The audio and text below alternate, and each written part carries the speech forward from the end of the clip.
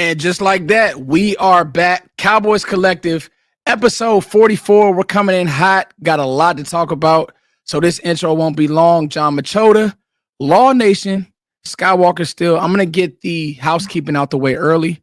You guys are listening to this on the playback. Awesome. Make sure you guys leave us a 5-star review wherever you're listening to it. You get your podcast. If you're working out, you're walking, whatever you're doing. And also, we're everywhere. So if you're on YouTube and you don't want to deal with ads or whatever, where we at, Sky? We on Spotify, iTunes, Google, all that. Google. Listen, type in Cowboys Collective, and you're getting the news straight from Here's Johnny. Johnny, you have, I'm sure, a lot to talk about because it's been a lot going on at Cowboys camp. Talk to us, John. Absolutely, man. There's been a lot of stuff. I mean, 3 practices, none of them in full pads. So I've tried to stay away from too much in the trenches and the run game, just because I think once the pads come on, that we can have some serious talks about that. There's some moments where Tyler Guyton looks really good, and then other moments where you're like, man, that didn't look as great. And I'd rather see that with the pads on before judging that. But the energy continues to be high at practice, which is no surprise. And it's also led to some scuffles. And Brian Schottenheimer made it pretty clear this morning when he had his pre-practice news conference that he's fine with the guys getting chippy, but it's when they start throwing punches. That's the stuff that he doesn't want any of that, because like he said, you do that in a game, you're getting thrown out, and then you're not really helping the team at all anyway. And so the one today that kind of made me laugh, I think it was CeeDee Lamb, and I want to say Keemon Hall, and CeeDee made the grab, and it was right at the front of the end zone, and they were jawing a little bit, and then CeeDee threw the ball at him, and that obviously pissed him off. And then so Hall came back at him. So nothing major, nothing like yesterday's practice or anything like that. But what kind of stands out to me is that CeeDee Lamb, I don't think there's outside of myself, I don't think that there's anybody more excited to be out here than CeeDee Lamb. I mean, especially you can just tell because he missed obviously training camp out here last year in his holdout. But man, it just. And then the thing is with him and Dak, they just look like, I mean, that rapport is just like right back like you'd expect it to be. Mm-hmm. With Pickens, I don't think it's where it's going to be. Like there's some plays where you're like, oh, especially short intermediate routes, they've been fine. We haven't really seen much down the field yet between Dak and Pickens, but that's going to come. CeeDee even said it the other day. He's like, there's stuff that Pickens does that you guys haven't even seen yet. And so I think that the rapport with Dak and CeeDee is clearly ahead of that of him and Pickens. That's not to say that him and Pickens are that far off, but you can tell that there's like some little nuanced things. There was a play a couple of days ago where, Pickens kept running deep and Dak threw short thinking he was going to break out. So I think that's good that all those guys are out here, because that'll all get ironed out. And for me, when I'll really evaluate that, because I believe they haven't said this, they said they haven't made any decisions on this, but I believe that practice against the Rams is going to be the real test, because I don't think that they're going to play these guys in the preseason. And frankly, I wouldn't either. With the way this roster is constructed, you tell me that you lose Dak or CeeDee or Pickens in some preseason game, the season's over. So that's stupid. There's no reason to bring them guys out there. Let that be the Jaden Blue, Joe Milton show, and we'll get plenty of content from that. But that practice, I think that's the one where you're going to really see where they get to go against the Rams, where everything's at with Pickens. But I mean, again, for only 3 practices, I mean, to me, nobody has been more impressive than CeeDee Lamb. With that being said, today was also the second day in a row where Deron Bland wasn't out there because of the birth of his child. He's with his wife. And so he hasn't been out there. So you're taking away your top corner. That obviously is going to impact things. Kenneth Murray also not there today because of a birth of a child. Every game, I feel like this happens. And then Terrence Steele was getting his right ankle evaluated, so he did not practice today. So so there's some moving parts there. There's some other things, but I don't want to just keep talking, so we can move it around. Well, actually, I wanted to jump into Law. Give us your observations. You're at camp. Shout out to Law Nation. What have you seen out there, Law?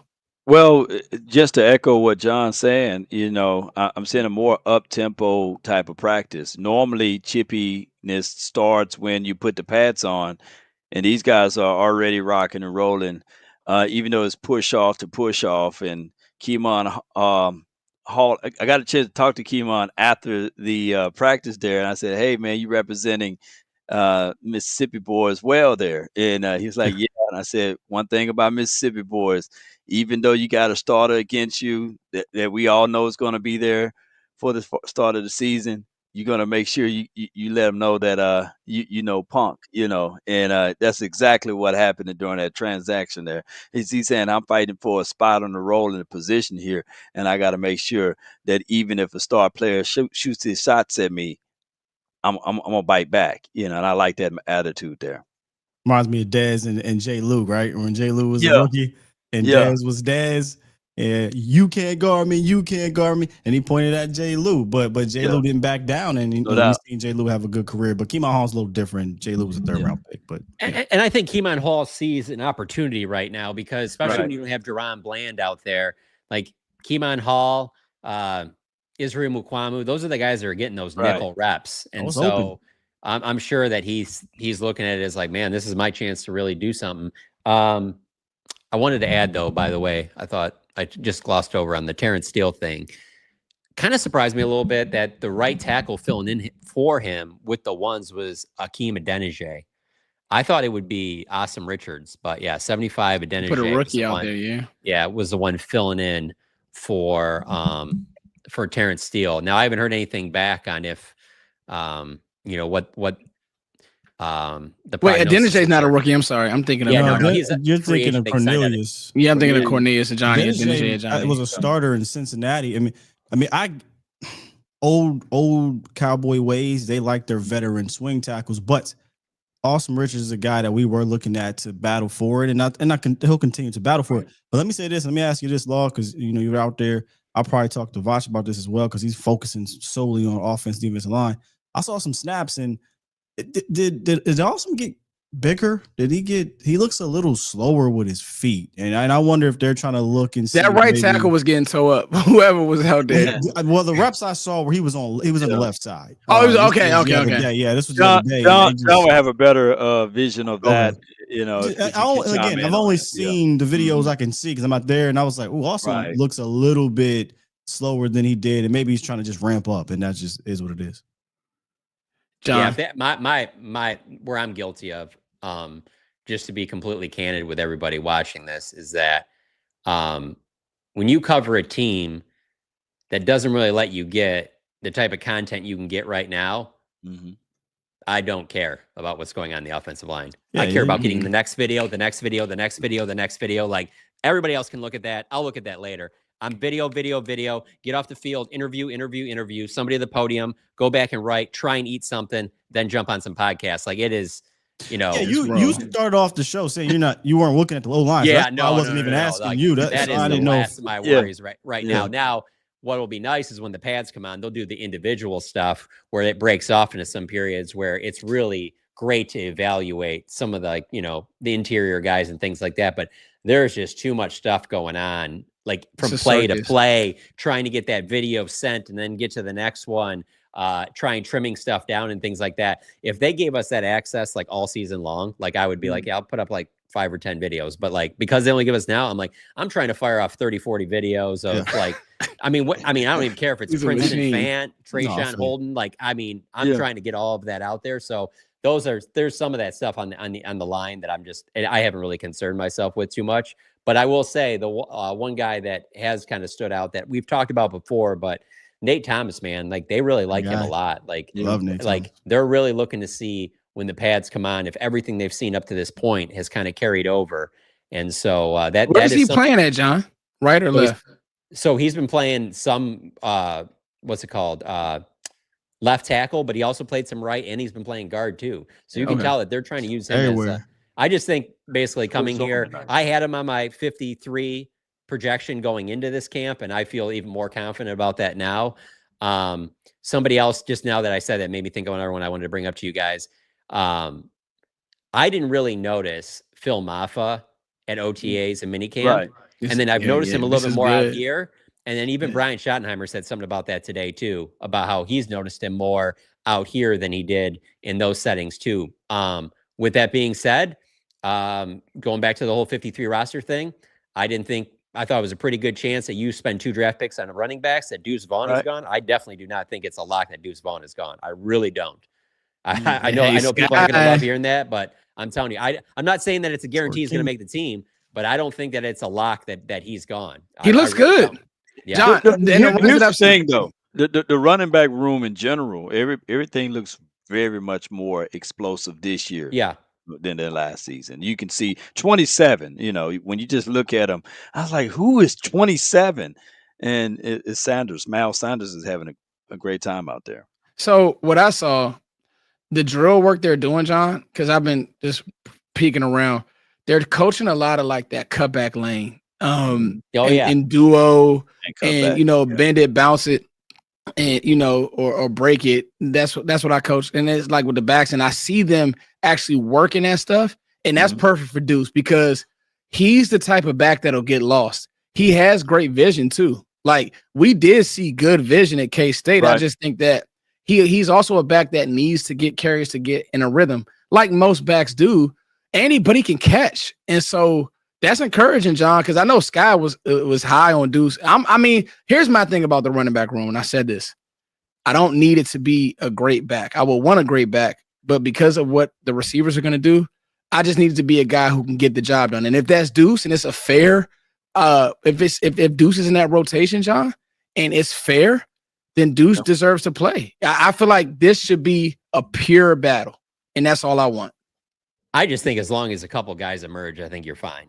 I think you need a couple of the guys. I don't think it's going to be just a one-man show. I don't think that it's going to be like even to Rico Dowdle getting 1,000 yards last year. I don't think it's going to be that. And so you need a couple guys to kind of step out and look like they can handle it. And as I sit here right now, I mean, I just think Javonte Williams is the clear like one right now, with Miles Sanders is probably close behind as kind of maybe I guess like a 1B 2. And then it's everybody else. And Hunter Lipke is like another guy that like they just use him in a ton of different ways. They'll use him as a running back, as a fullback, as a tight end. Like they just line him up in a bunch of different, like that's another guy. Like if you're doing a 53-man roster, put Hunter Lipke on your roster. He's going to make easy. People were John. worried about that, but they're going to use him like San Francisco uses. use check, yeah. Use check, Cal. Use Yeah. check. And John, when I'm looking at it, and I'm quite sure you're seeing the same thing, it's no definitive like this guy's the number one running back that he's going to be everything. It's like you need all of these guys, right? It's like no one is like just ultimately. Kavontae Turpin. Oh yeah, that's a great changeup. Yeah. Good situation. Got some thoughts about that. But in regards to the he's back, interesting.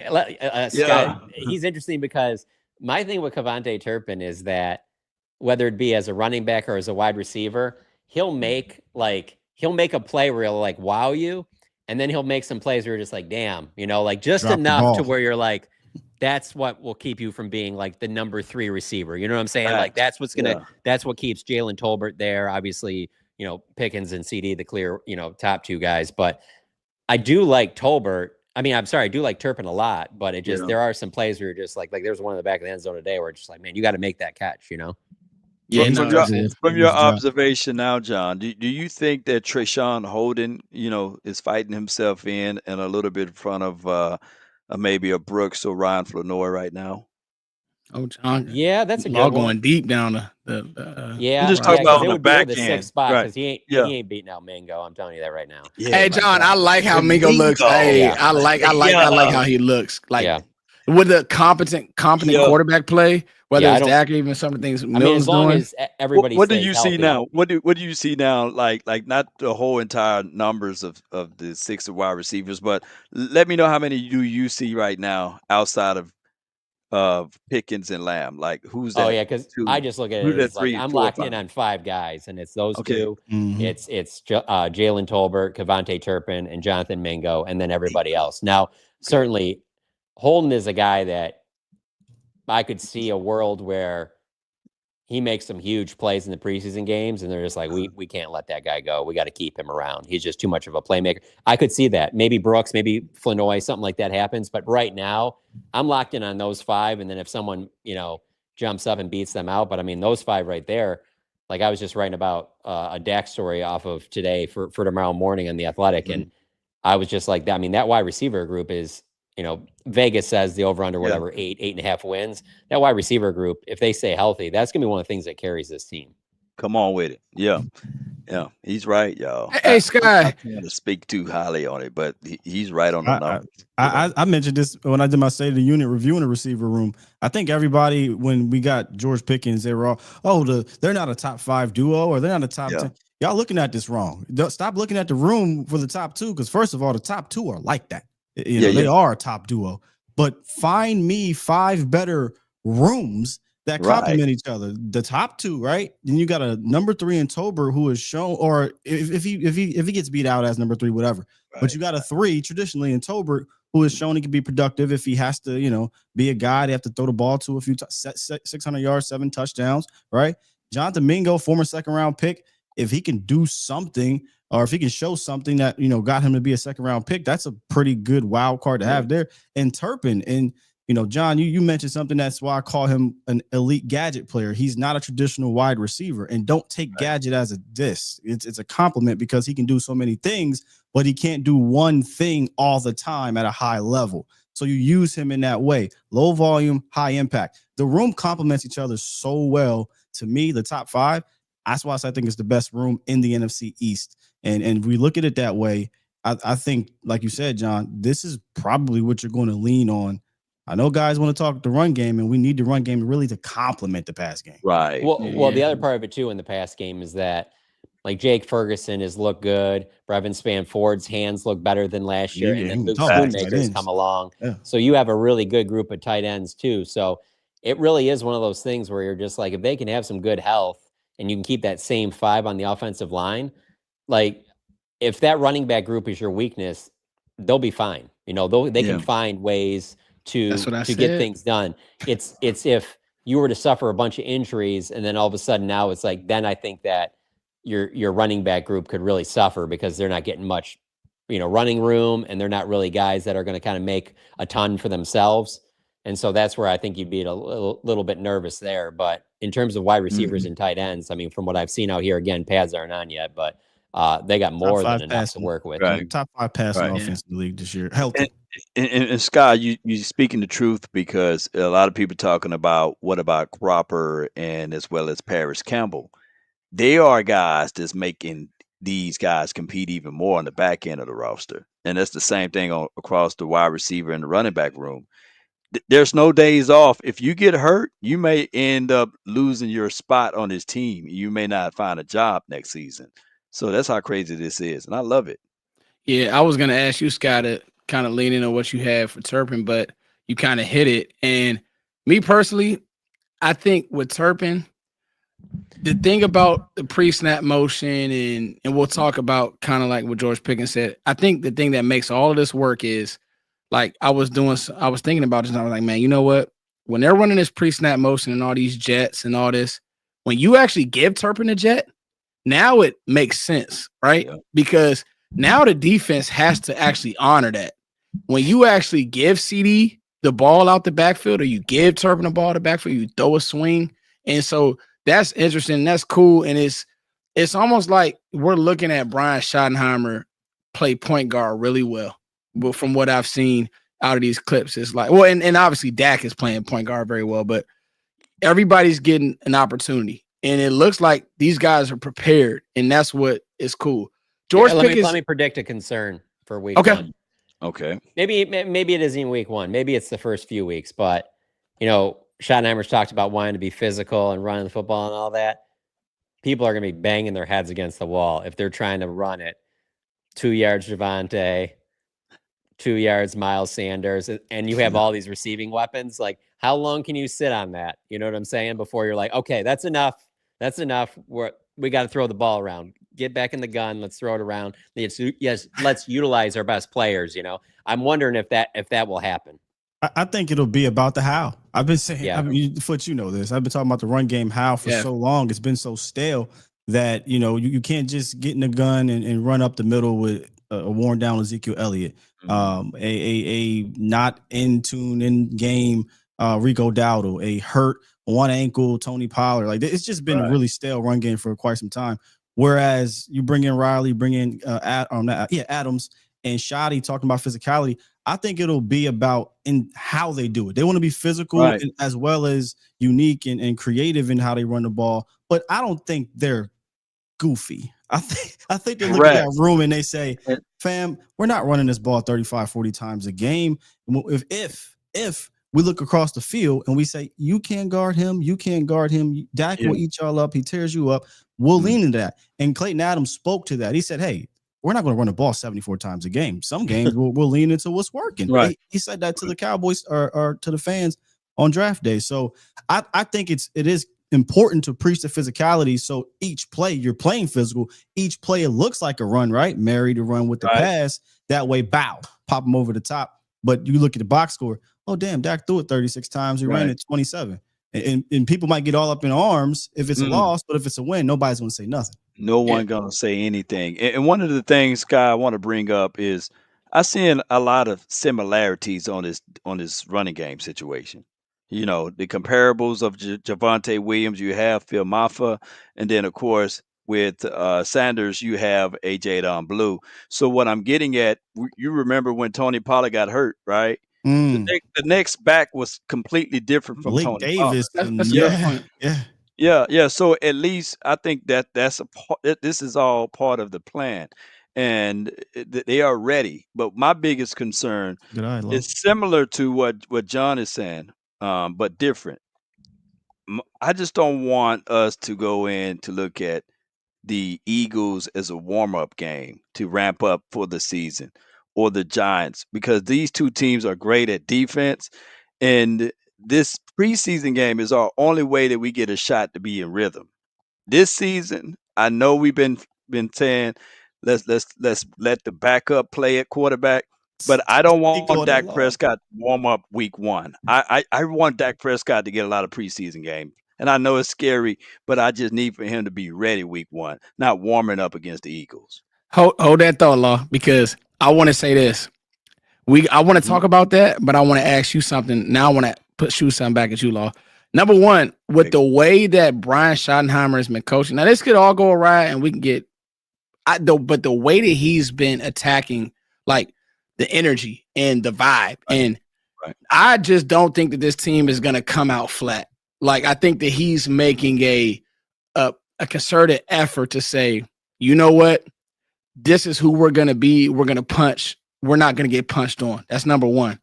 I don't care about the shirts. I told y'all that last show. I don't want to see that. No Mia Copa, Sky. Like, bring the energy. Make sure the coaches are coaching hard. And he said this much in his in his presser, he said something really good. He said, man, that one coach is annoying. I think it's a DB coach. It makes it hard to call plays. Bro, but that stuff kind of builds you as a play caller. Like, it builds your mental to stay locked in these tough environments. So that's one thing. Now, Law, let me ask you this. Now we'll come back to this Dak thing about playing preseason. Would you what's the how? Is it the first game? Is it the when? Because my only thing about playing Dak or playing some of these starters is what John said earlier. Man, it's a risky deal if one of these guys get hurt. I don't want them to. And you get hurt playing football, but it's a risky deal, Law. It's risky. Like, I'm talking about, it could be Pickens, it could be CD. It's risky with some third round pick or some seventh round pick trying to make the team, do something stupid, land on Pickens' leg, and then everything is out the window. So how do you feel about that? Oh, Law? hey, that one, but I haven't followed up on it, but I woke up this morning and saw that Justin Fields thing that someone stepped on his toe. Yeah, cracked his toe. His toe's broken. Have they put out an update on that? So they did. They said that it was day to day, but they did say his toe was injured. So that big toe is kind of hard, but it's football, like you said. And the guy that won the most Super Bowl in the last 10 years has been Tom Brady. He played well deep into the preseasons. I get it, Dak Prescott being a guy that's been hurt these last few seasons. But what I don't want is Jalen Carter staring down his nose, and this defense is top 10, top one. No, the first two teams are literally top 10 defense. Number one. I think the Eagles had number one defense. The Eagles number one. I think the Chargers were number one in scoring, but yeah. Right. And the Giants finished off top 15 last season. So I just don't want us to sleep on not the Chargers, but the Giants. I meant to say week two. These two these first 2 weeks of the NFL season are very pivotal. It's division games, so Let me ask you this, Law. you need to be ready. I think you need to play more. This CD's vibe change any of how you think? Because I don't know about y'all, but what I got from the press conference and how CD, even John, Right. I never known CD to be somebody that's gonna throw the ball at you and do all the extra stuff. He feels more focused. So Right. like Dez was like that from day one. CD kind of like goes about his business. He'll make plays, but he just feels like he's like, yo, I'm taking this over this year. He's talked that see, way. But the only thing is that's him going up against Keemon Hall and Andre Booth. Like that's what you're supposed to do. He's. But we've supposed to seen kind him of bake. those We've guys. seen him. CD's beat the best corners in the league. Law. Well, right now our best corner is sitting there looking right, and Trayvon Diggs, and then Deron Bland. They got a new family. So I'm just saying. I'm not saying what Pickens and CD Lamb is not doing anything spectacular, but it's a thing to say. I don't want it to be placebo week 1, week 2. That's all I'm saying. No, you're not wrong. You're not I need wrong. for them to play a preseason series or something. I don't know. You guys, y'all let me know. No, I'll divide it right in the middle because when John was talking about that earlier, I used to think that way, and I kind of still feel that way, Right. John, in regards to the preseason. It's risky, right? But new coaching staff, new offense, and here's what I want to see. It don't even have to be Dak throwing the ball a bunch. Dak can go in there, hand the rock off 5 straight times, get him out. Whatever, Just right? wanna Play see it. action, maybe throw 1 or 2 passes. Here's who needs to play the most. That's what they not said Pitt- about Tony in Seattle. Sorry, go on. But right, and I was gonna bring that up. Okay. So Yeah. look, it doesn't have to be Pickens. It doesn't have to be Lamb out there. I need to see the starting 5 out there for a series or 2, at least, of the starting line, offensive line. That's fair. They That's have to hit somebody else with the bullets flying for real outside of practice, joint practices or whatever. Because like you said, we cannot get off to a slow start. And if you not saying go out there and run the ball on the Eagles' top run defense 50 Right. times, but you don't want to get out there and you're trying to figure it out against Yeah. Philly with this new offensive line and new run scheme. So maybe give them a couple series, 2 or 3 series together this preseason, and have Dak in there to hand the ball off to somebody, or shotgun, because they don't want to turn his back and get hit on the play action, but Right. shotgun and throw the rock 2 or 3 times. The risk is the Tony Romo in 2016, and I'm scared because Dak is now the injury-prone guy, and Joe Milton is the exciting backup, right? So, yeah. I kind of think that opener, they have kind of an advantage because I don't expect Philadelphia to be playing any of their major starters in the preseason too. But with Philadelphia, they're obviously Kellen Moore's gone, but there's a lot of the same things there where Philadelphia is they know Dak and they know CD, but they really don't know what Brian Schottenheimer is going to do. He wasn't calling the plays before. They weren't doing the shifts and motions and doing the things that they're doing now. Obviously, the backfield's all different. George Pickens is obviously different. So I think they go on with enough things up their sleeve for week 1 that, you're facing the defending Super Bowl champs. It's not going to be easy, but I don't think it's one of those things where you're just I don't think it's like they're playing the Chiefs of 5-6 years ago, like the Tyreek Hill Chief defending Super Bowl champs. The Cowboys know the Eagles pretty well. They will be in that game. It will not be like some blowout that they just weren't ready. There's a new coaching staff, and that they'll be ready for that game.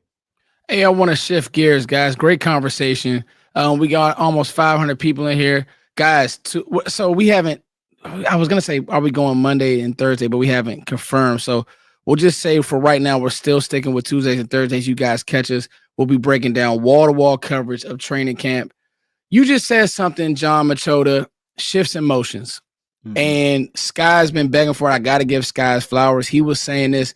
Me and Sky will have text thread, 20 texts about Mike McCarthy's offense and back and forth. And I will be champion Mike. And, man, Mike, I see he's running quick game, but Sky said, for the offense is stagnant. It was. And Brian Schottenheimer came out, Sky, and he said, I don't want a static offense.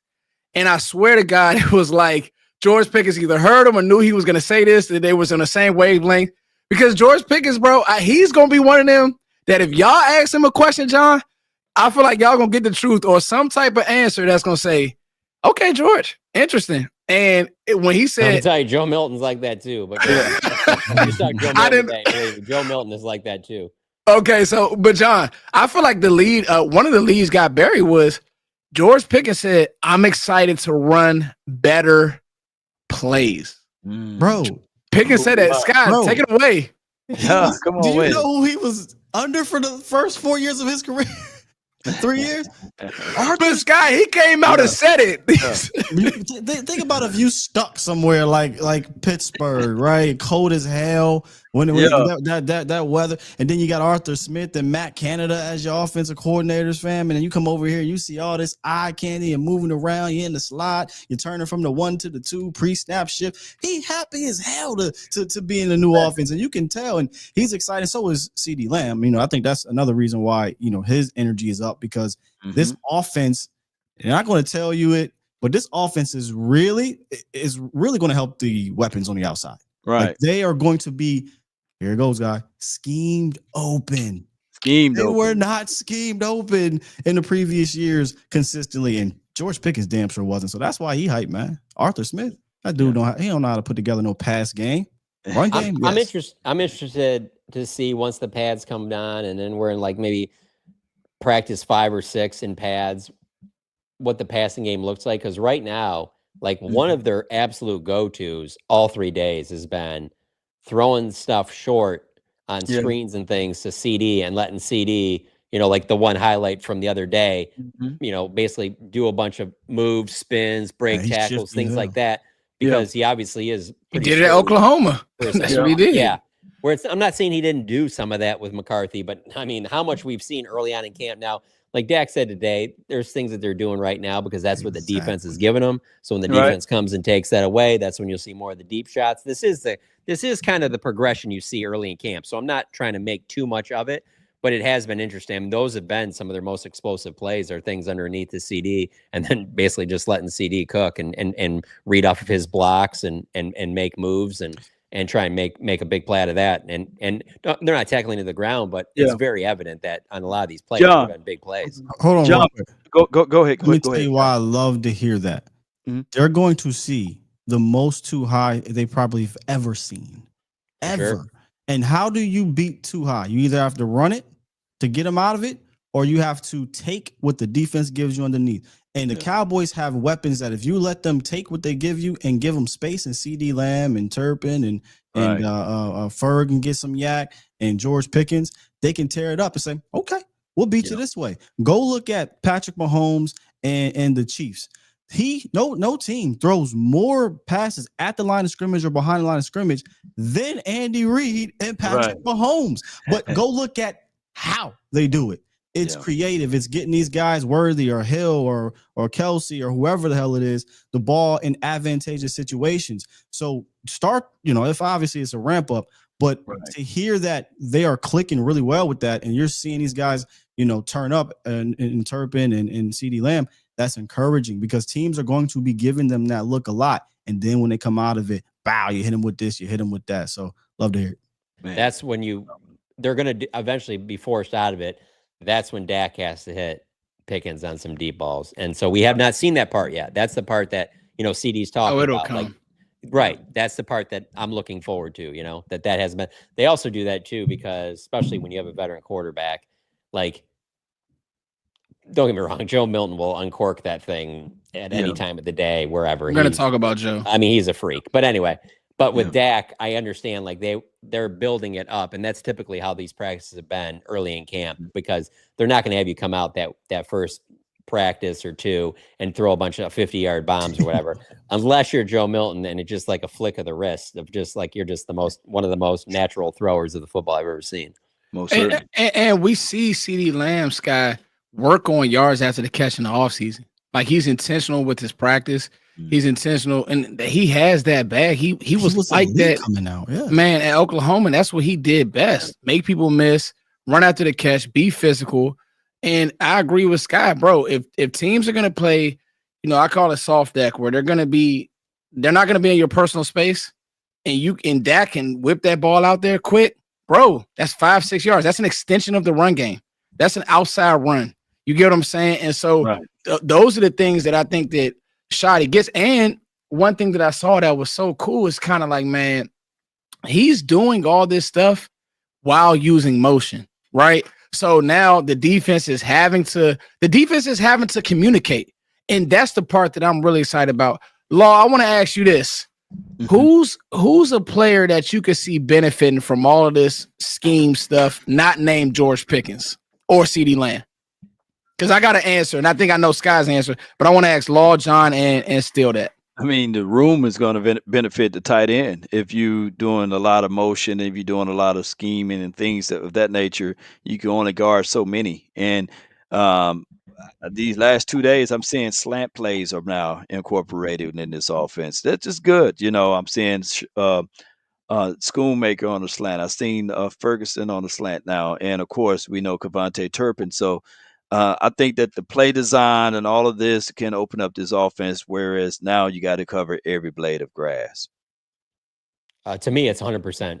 It's Turpin for me because it just fits well with how good he is in space, which we've obviously seen it in doses as a receiver, but a lot as a returner. And I do think that he is progressing as a wide receiver. And so I think it fits with where he's kind of going. That's the only disappointing part about that arrest was that everything was setting up. It was all positive stuff. Not that, I don't know. I even think the stuff that he got arrested for, I don't know. I mean, we can discuss that another time. I didn't think it was at the end of the world. It's not, whatever. But I just think that things are lining up for KaVontae Turpin to, especially if he can avoid any type of suspension from the league or something like that, to really have a big year. Like, I expect big things, obviously, from Pickens and CD, but like Turpin's the one where I just don't think that we've seen everything that he has. Yeah, I think Turpin's a good answer because he's going to be used more as a running back, not more, but he's getting more running back snaps. It's not just for play. It seems like it's for real. But I'm going to go with Ferg because I knew it. He's going to benefit 2 times over. And what I mean is with Pickens now here, teams after we talk about him and keep talking about, they want to have to play more too high. So that opens up the field naturally. Screw a shift, screw a motion, whatever. It's just going to open up the middle of the field naturally, and Ferg is going to eat. But no tight end up until week 6. I think it was week 6. Ferguson led all tight ends in yards and receptions out of shifts and motions. Mind you, that was in a Mike McCarthy / Schottenheimer having to beat Mike McCarthy over the top of the head to do some shifts and motions offense.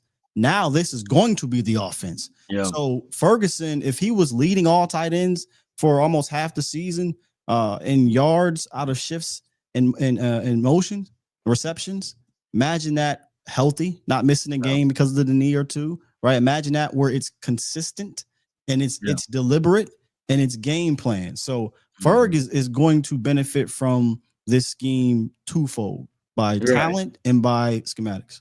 Yeah, and he's going to have more snaps and snap count rates than Turpin too, by the way. Because that's fair too. Yeah, he's going to be in there for all the plays, not just. Right. Here's why I'm going with Ferguson as well, Sky. It's realistic, and for the same reason, John, where you said kind of like, it's always that one moment with Turp, catch that, make that play. With Ferg on those overs, he's going to run past linebackers. He is. He has an understanding of how to get to grass with the personnel packages they want to play, John, and they want to marry some of these big over, big slant law, big. If you got to, if they're gonna have small bodies on the field, Sky's right, run the ball. You need to run the ball. Right. But if you're gonna have those big burly linebackers out there, and you're in 12, even in 11, and you have Ferg attached, he can work the seam, he can work the over. He can work those. He can work a corner. He has that route running ability, and Dak trusts him. We know if Dak doesn't trust you, he's not going to throw you the ball, right? He trusts Ferg. So I think that's the name for me. John, I want to get into Joe Milton. And I want to first preface this by saying, for some reason, I've been prefaced as the Cowboys Dak hater amongst the community. Really? I know that, man, people think that I hate Dak. I want to say this. I think that came from Law. Law started that rumor. Law, shame on you. But no, in all seriousness, I want to say this on a public forum. This team goes as far as Dak Prescott goes. There's no battle. There's no nothing. The reason why I'm so excited about Joe Milton, because again, talking with Sky last year, I'm trying to talk myself into Trey Lance and Sky again. Our thread, bro, is crazy, and it's about to be me and John and Law's thread too, because I'm gonna be going back and forth with you, John. Sky's like, Foots, Trey can't play, but he did something. Foots, Trey can't play. John, you've been there. Tell me, is this because the only reason I'm excited is because I know if Dak gets hurt, we still have a puncher's chance with a guy who at least can, it looks like, move in offense and has real arm strength and real arm talent. He has some transgressions, but John, how does he look there? I think he looks good. I mean, when you bring up Trey Lance, I just think of comparing the two and just their confidence are totally night and day. Like, and personality too. Joe Milton just very outgoing, like very like like he loves to do like these backflips after they get done stretching, and like he can bust off a run and he'll start like dancing out of bounds and stuff like that, and like he just brings a lot more personality, whereas like Lance and like Cooper Rush, they're just not like that at all. And so hey, some people might look at that as that's a bad thing. You don't want your backup quarterback doing that. You want them to be just kind of the guy that holds the clipboard or whatever, but that is not Joe Milton at all. Like Joe Milton is, like I said, the deep ball, how effortlessly he can just flick it is impressive. But we knew that coming out of college. But also when the pocket breaks down and he starts running, that's if Dak was, I don't see very much read option with Dak. I just don't think they're going to put him in harm's way. Maybe down in the red zone or whatever. But like if Dak was to go down and then Milton was put in there, I think you'd see a lot of read option. They would do a lot of things to use his legs, because it is certainly, when you see plays where he runs compared to where Dak runs, it's just it's two different things. You'd be foolish not to utilize his legs. And John, and just to put that on the point, just like today when Dak ran it in for a touchdown, it was like it was cool, but let's not do that again. Oh yeah. No. The one thing I will say about Milton, and this is a tough one to kind of, when you're watching these early practices, are some of the plays that he ends up running on, you're kind of like, did he not see anybody? Was nobody open? Is that why he's running? Because it's not necessarily a design. And you saw a little bit of that in his game. It wasn't technically a start. He didn't play the first series, but that game for the Patriots where, when he had to use his legs, I mean, it's a huge weapon, but he was trying to win from the pocket. And I've seen that in these practices, but there is a little bit of that, like, is he holding the ball too much? Should he be just getting it out? Right. And the reason I say that is because, let's be honest, this is a new offense for him, and so it's going to take some time for him to get that stuff down. But from a training camp setting, when those receivers aren't open and you got a guy like him that's as big as he is, that's as quick as he is, it is pretty interesting to think, okay, I can't wait to see this in these preseason games. Like if the pocket breaks down, he's playing with a patchwork offensive line that's a two third stringers, a couple backups, whatever. Like, what's that going to look like? I think he's going to be very entertaining to watch. I just, there's a polishing that needs to be done. That's the biggest thing. The thing is, the traits and the measurables are all there. The traits are there. The thing is, when I see him, like when he attempt to throw it like off platform, the ball just sails and it doesn't go. So with him, if he can set his feet, you still have to cover every blade of grass with him, because even though he's breaking and moving out, he got that ability to still get that ball down there for that receiver. And that may separate him from anything that we had in the last 10 to 15 years if he's out there and if he's in that situation. When the pocket breaks down, he's rolling to the right. He's better throwing the ball, no question. I mean, that's what he wants to do when he's rolling to the right. When he starts moving to the left, you can tell he starts getting in like a little bit, like almost like a running back like type thing. And he's like, I'm about to make something happen, which like I said, I mean, I just think it's going to be, I get so bored with these preseason games sometimes. So, and then just like, you can tell, like, he didn't connect on it, but this deep ball he threw to Joe Milton the other day, like, you're just like, man, I can just see them too. They're obviously getting a lot of reps together. I could see by the end of camp, like, they're really clicking. You said Joe Milton. Who did he throw the deep ball to, John? Mingo. Okay, Okay. Bingo. What bugs me, man, is our fan base is so divisive. Like we can't even be excited for a talent like Joe Milton, because you want to say, oh, you guys are saying he's going to take Dak. No, that's not what we're saying here. Not at all. To me, this is the first time they've had a talented raw quarterback that they have time to develop, quite literally.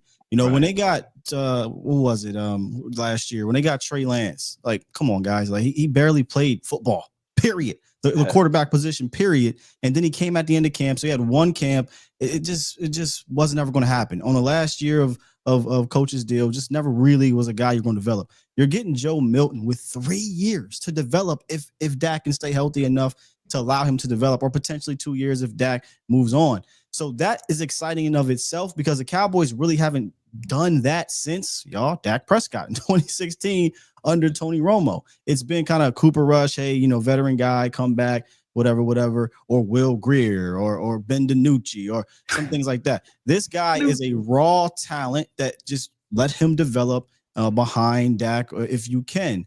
But like you said, preseason is going to be fun. I think the offense changes a little bit, but there's a confidence that he plays with that differs from Trey Lance. It's easy to see. Trey Lance was very ho-hum, kind of woe is me. Hey, man, I'm just trying to prove everybody. Where old boy is like, hey, look, I'm going to go out there and get it done.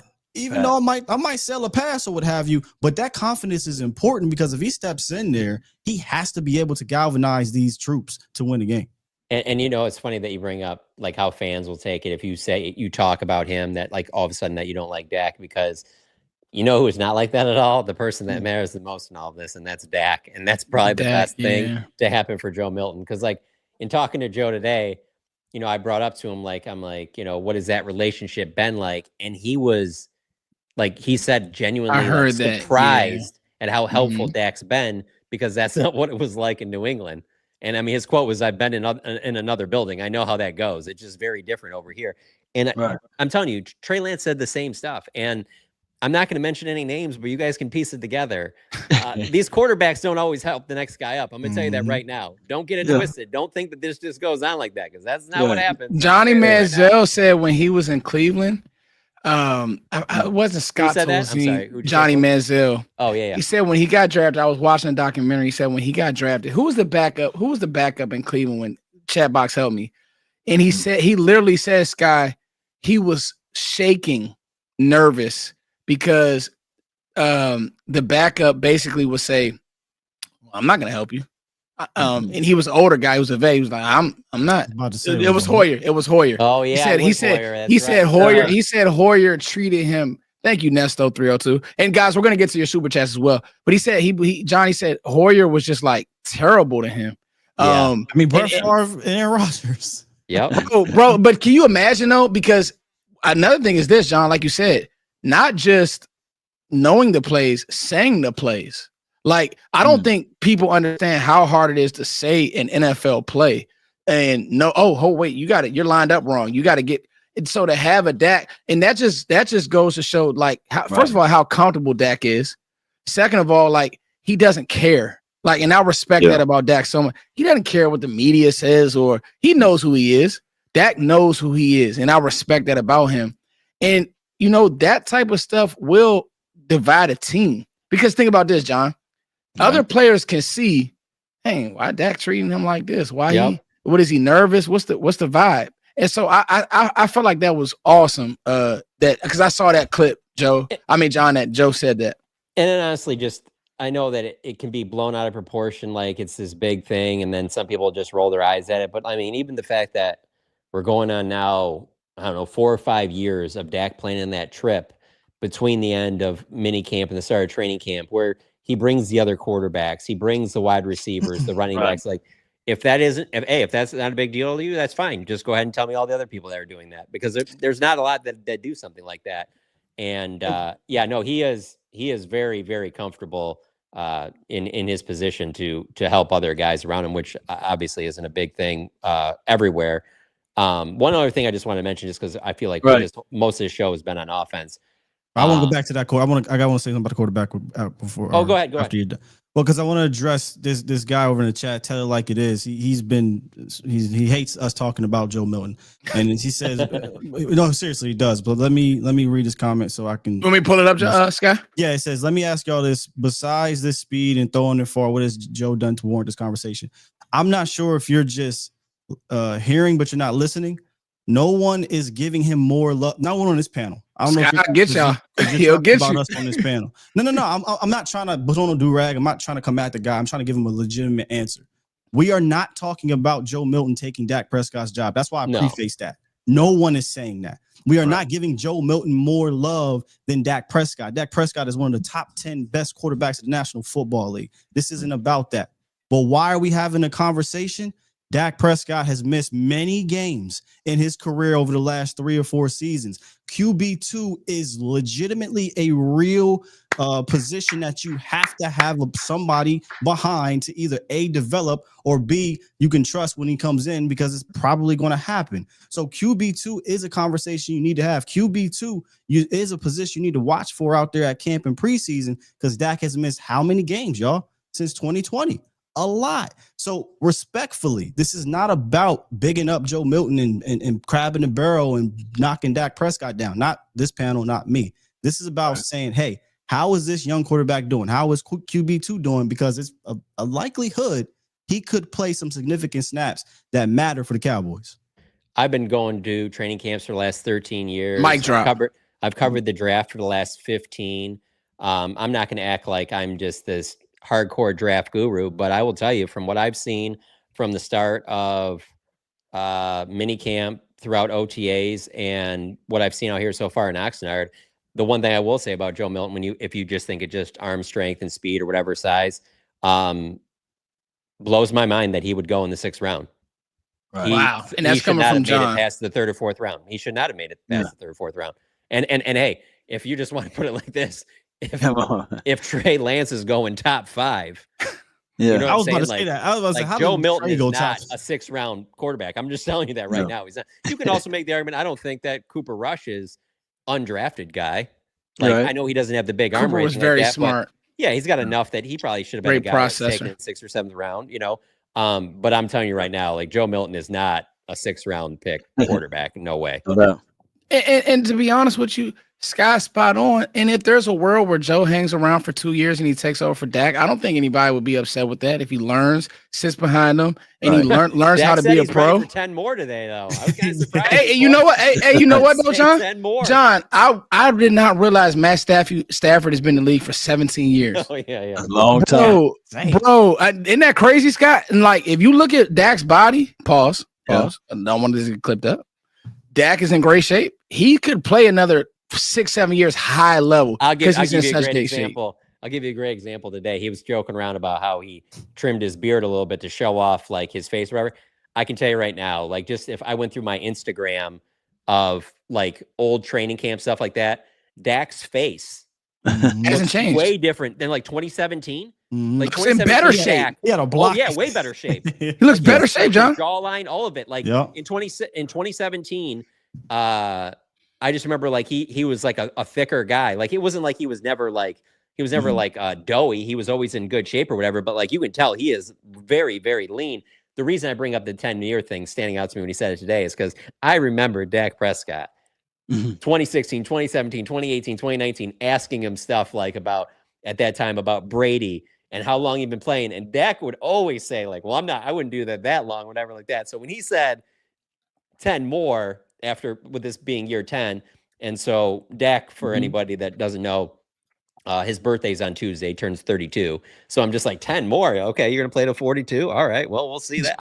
John, he's fallen in love with the process, and it is not talk. It shows. Tony looked terrible. I mean, I love Tony. He's my favorite player. Tony did not care about being in shape. He just didn't. You know. Oh no, Tony looked like a pitcher. Like I always say that. Like if you've ever been is it John Daly?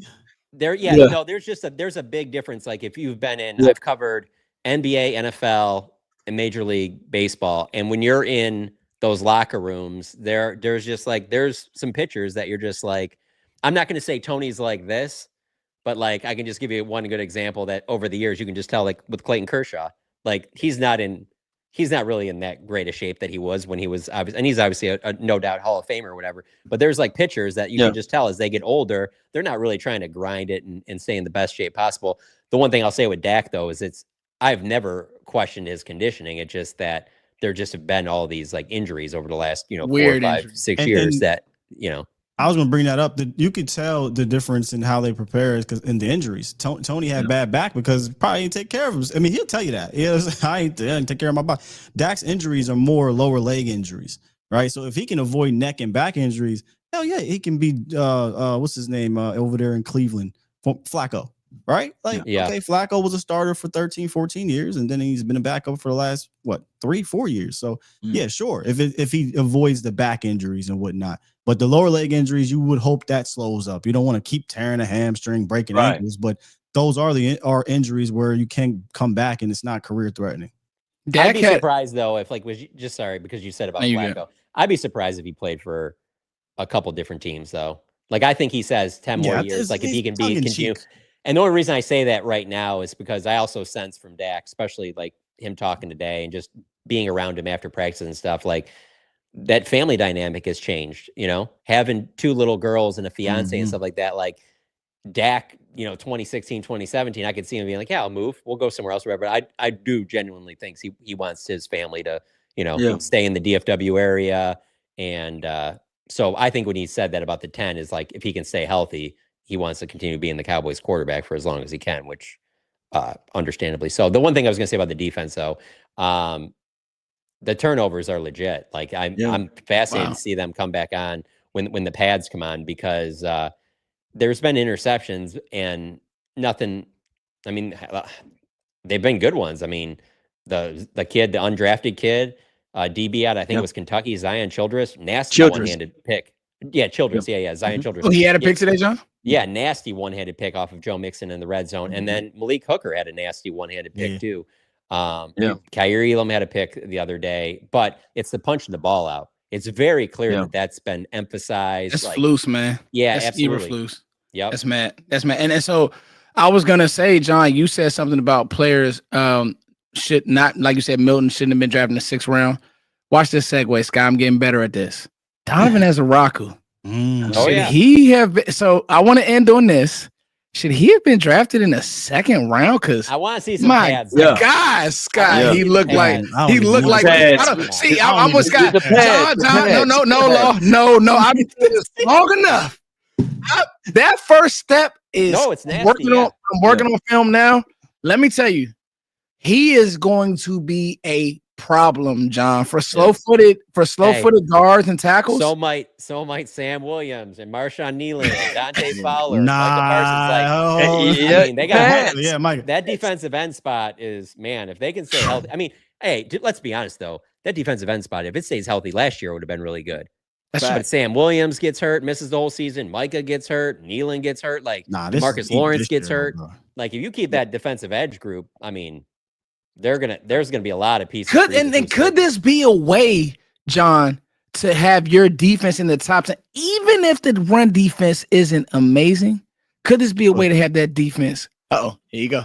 We don't need to worry about top 10, top this, top that.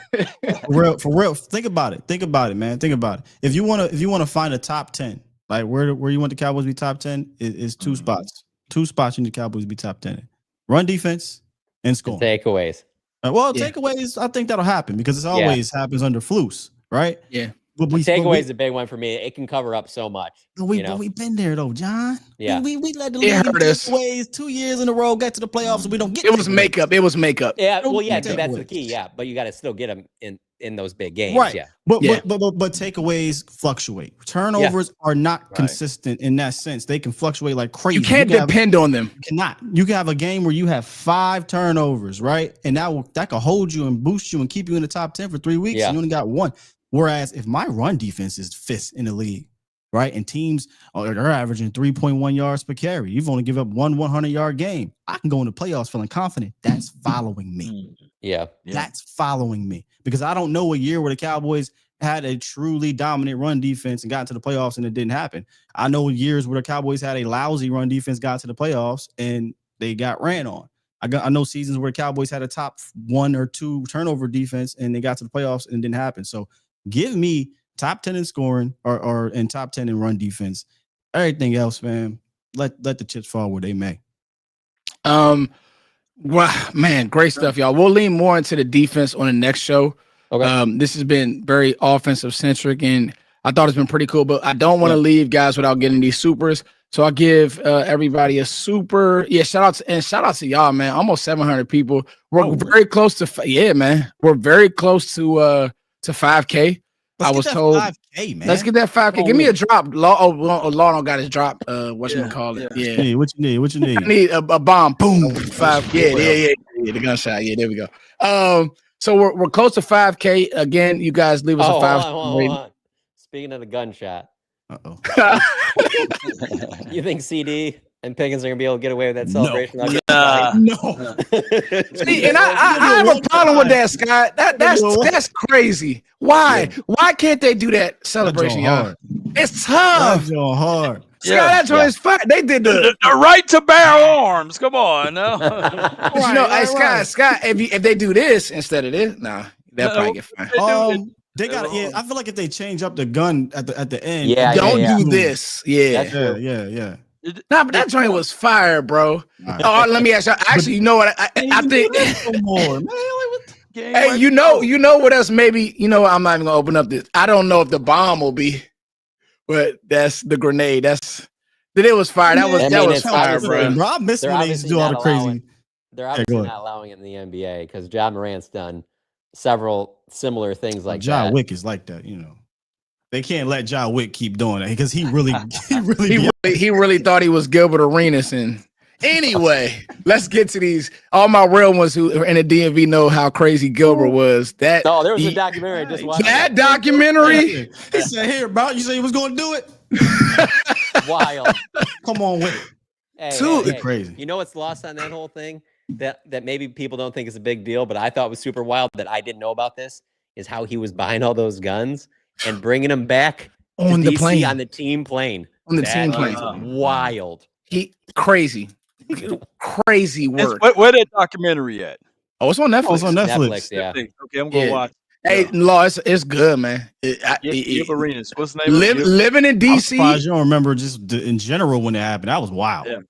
First of all, Gilbert really encapsulated. Like, if you from the DMV, you love Gilbert Arenas. He was out and about, and I remember when all this happened, Sky, and it was like, "Yo, is this dude crazy?" Because you're not allowed to have guns in the city. So just the fact that he and he did lived that in was. The city?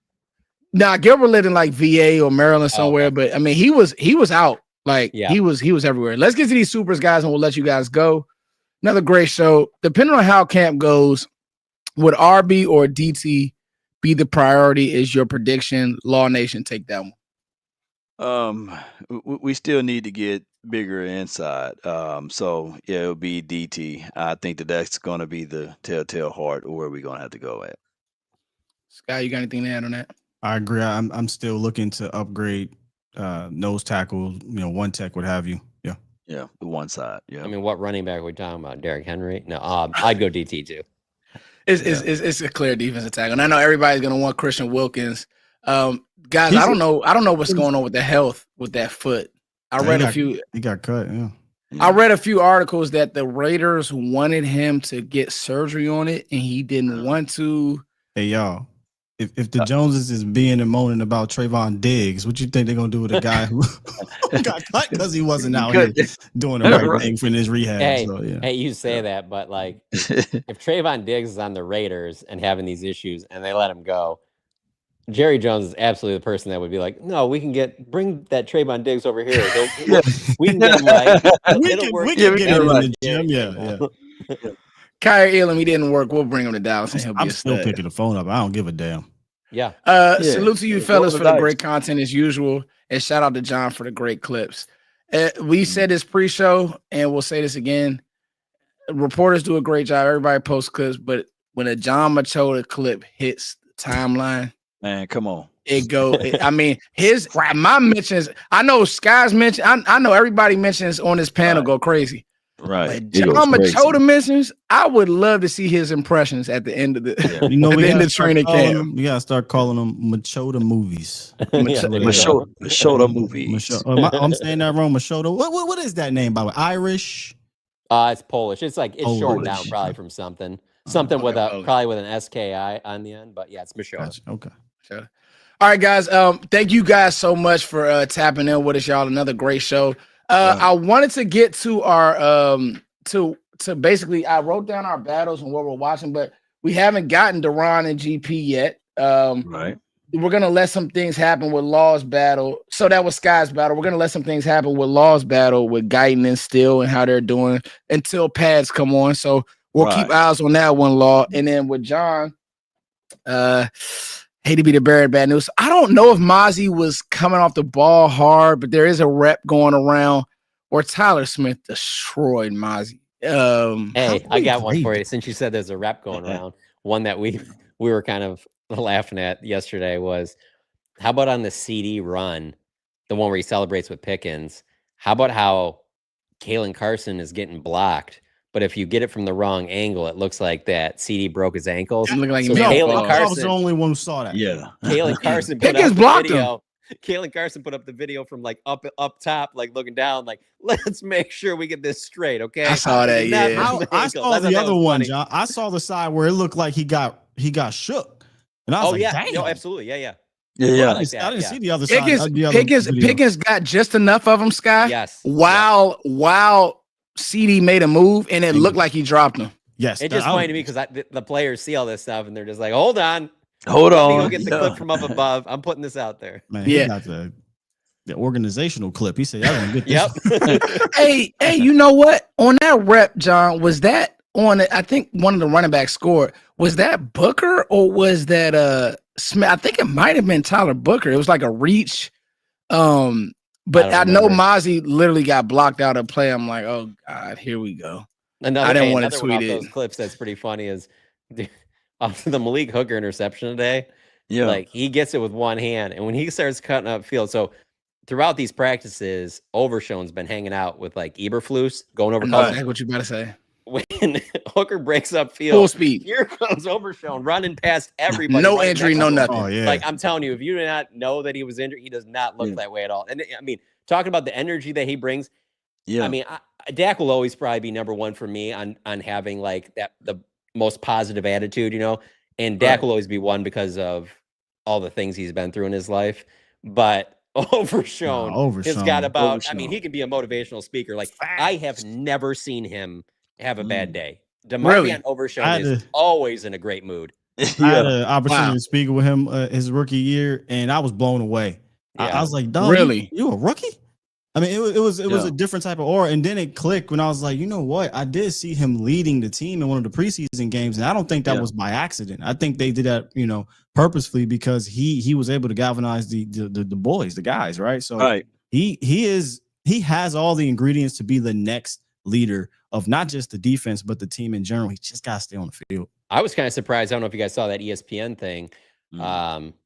Where they interviewed a bunch of different GMs and front office, and they ranked the different position groups. They've been coming out over. He was very high. He was very high with the linebackers. It kind of surprised me just because of the injury stuff. But man, you can just tell how respected he is throughout the league.